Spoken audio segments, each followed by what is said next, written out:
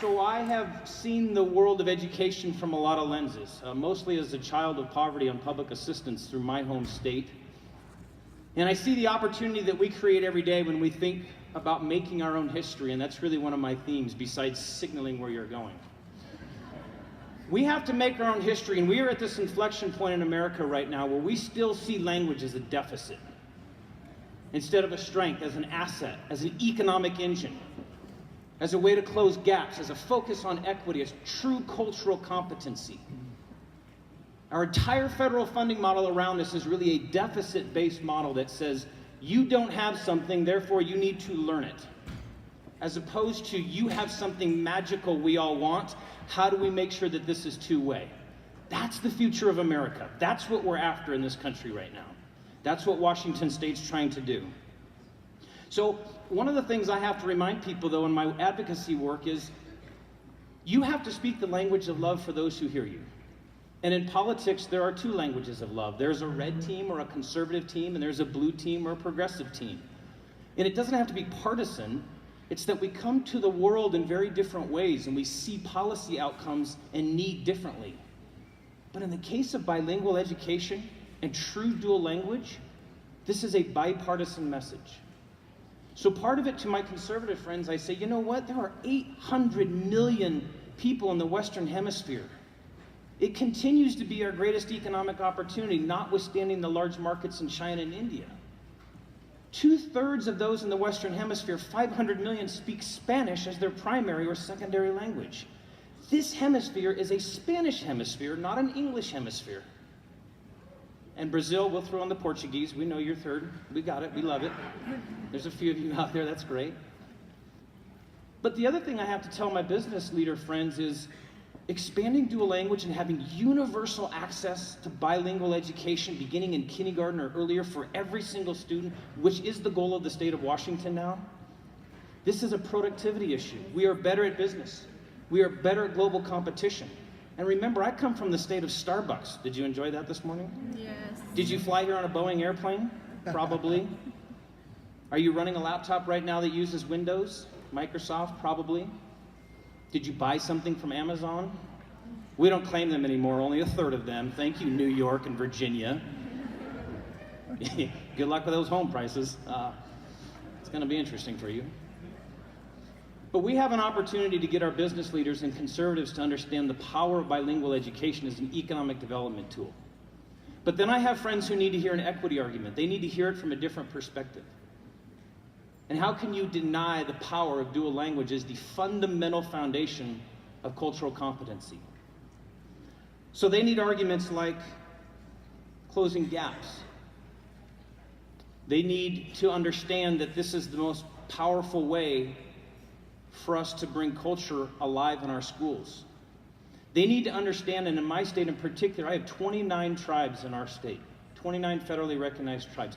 3 of them are on large confederated reservations with multiple tribes and multiple bands. We are just beginning to tap into the beauty and the power of restoring and saving some of these native languages that are, quite frankly, on the cusp of being lost if we don't step up. And my friends on the Democratic side or the progressive side, they need to understand the power of that opportunity. Yes, this is about Spanish as an economic driver, but it is also about native languages and Portuguese and Russian throughout our state.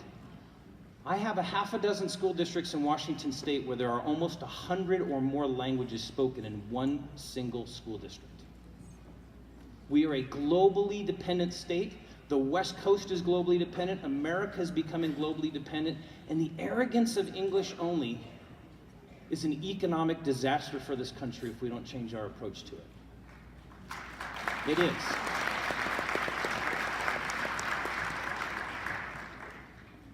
How many ELLs have we placed in special ed because, quite frankly, language is their barrier, but we mistake that as cognitive issues? How much brilliance is out there in math and science and other tested subjects because we give an English-only exam, often now using a home row keyboard approach that denies students the ability to express their brilliance because language is actually their barrier.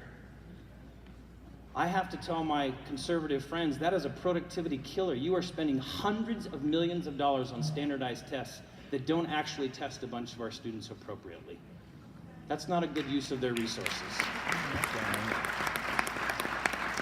And in the meantime, I've got suburban Washingtonians paying privately for dual language because they're like, I can't get enough of this, how do we do it?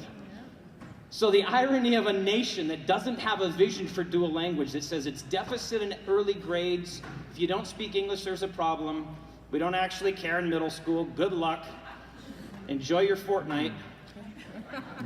But by high school, oh my God, everyone needs at least 2 years of world language to get into a university, so we care deeply about it again. And then once you're in university, whatever, if you're not majoring in it, we don't necessarily care.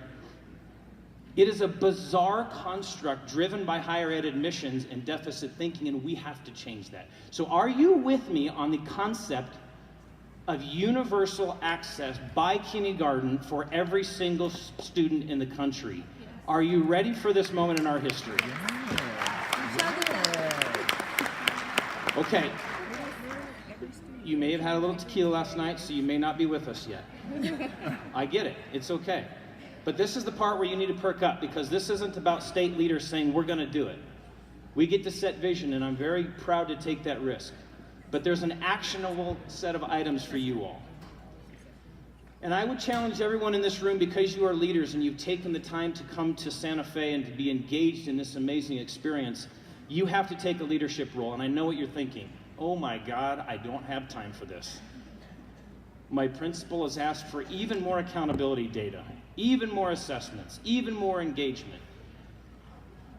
You have no choice. Leadership comes from where you sit. And so I'm going to challenge you to do this.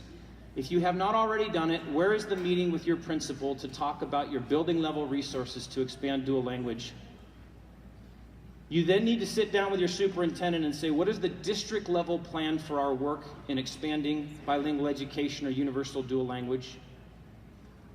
You need to sit down with your school board or at least attend public meetings and ask them these formal questions about where is it in their strategic plan that this becomes a universal question of access. And take it right to your state superintendent, whether elected, governor appointed, or state board appointed. Ask them where it is in their state level plan. Work with Washington and others on draft legislation for your legislature. We have it sitting here waiting for you that we are going to introduce in our state. We want to give this to the rest of the country. It is time to engage policymakers at every level, and you cannot wait for somebody else to do that. It's going to come from classroom-based instruction, and those of you who understand the power of this work. So I'll conclude with 3 things. Actually, one gratuitous ask before I start those 3. Please come to Washington State and teach. Who's with me right now? Anybody? Yes! Okay, you think I'm joking. I came here on a secret trade mission from Governor Inslee. You're going to hear more about him later, I predict. We've just increased our salaries over the last year by almost 20% in the state of Washington. Our new average is about $75,000. You'll start for no less than about 46. Our top end's about 115,000. Who's coming to the Evergreen State? Okay, we need you, and I'm not joking about this, but it's just a microcosm of the challenge. So when I challenged our citizens and our people of the state of Washington, it came with 3 understandings. Number 1, I had to expand dual language programs in our state, and we have a large ask to our legislature to do that. Most of our work's coming organically from districts saying it's important to us, we're doing it. We've said we want to give you help at the state level. Can't do it without the educators. Our biggest barrier will be the professionals who come with this skill. So we are also proposing to our legislature a national board cert equivalent for bilingual educators of about $5,000 additional compensation for them. And we want to take this to everyone initially who's in a classroom. So even education assistants and classroom assistants, additional compensation. And ultimately, my dream is that if you are a dual language person working in public education, from the bus driver to the kitchen aide to the custodian, if you are bilingual, you will get paid additional money, because that is a skill this country needs desperately right now. Okay. So free Starbucks for life if you come to Washington State. I don't think I can make that pledge, but I just did. So Starbucks, give me a jingle. We'll talk. So I do have three final things that I want to challenge you with. Number one, build that advocacy plan beginning with your principal, your superintendent, your school board, your state superintendent, your legislature, your governor. I'm serious about that. Sit down in small teams and say, what does it look like? Or at least do some asset inventory and say, do we already have something in our strategic plan at any level that talks about this? And if not, please, please, please begin to build that. And you have resources here and in your states that do that. Two, and this is where I'm about ready to wrap up, I need you to stay with this work. I grew up on food stamps. I've lost 2 siblings already to drug and alcohol related deaths and lost both my parents already. The fundamental difference in my life between that pathway and being the state superintendent of public schools was public education. Was the ability for some teacher out there to not see me as a low-income kid, but just a student, just a learner. And the work you do, even though it is rarely recognized beyond the classroom, is so profound for our democracy. At the cornerstone of the democracy, at the cornerstone of equity, are educators who say, I'm going to make my life's work building and developing young people so that they might see the world differently and create amazing change. What you do matters so significantly.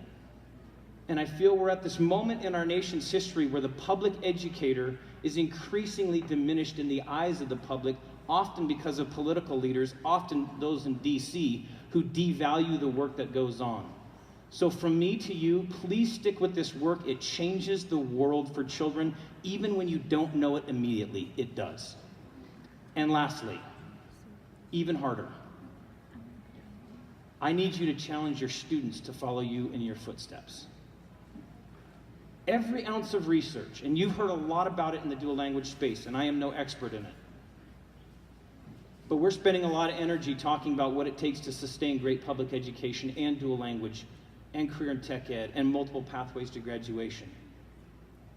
And the one thing that is so fundamentally true across the country that I leave you with is we cannot continue to make progress unless our educators begin to look dramatically more like our students. You in this room are what we call the rising American electorate. We've studied it in politics for a long time. We said there would be a day in America where women would finally gain the power that they deserve. And education is 3/4 female. That people of color and second language speakers and those who are immigrant families would one day be the dominant political force in this country. And we finally are seeing that revealed in politics. And I make that connection for you because we can't sustain that change unless young people look in your eyes and you say to them, when I'm done with this classroom, I need you to be the next generation of educators. Those classrooms need to look like our students. They need to see themselves in you. And you have to present for them this hope and this opportunity that even in the darkest of times, they get to create change. They get to be the next generation that empowers this country through education. Those are big tasks for you. An advocacy plan, sticking with it yourself and building capacity for young people to follow in your footsteps. But I would suggest this to you. There is no greater work than what we do in schools. None. And there is no greater fight than social justice and equity. And it begins right here in our hearts and in our daily collaboration, in our risk-taking, and our political will. And I ask you not to count on other people in DC or in your state legislatures to do that. I ask you to look in the mirror and say, when will I do that? Lead with passion, lead with risk, and for God's sakes, at some point, run for office. Thank you very much. Thank you so much for giving me the chance.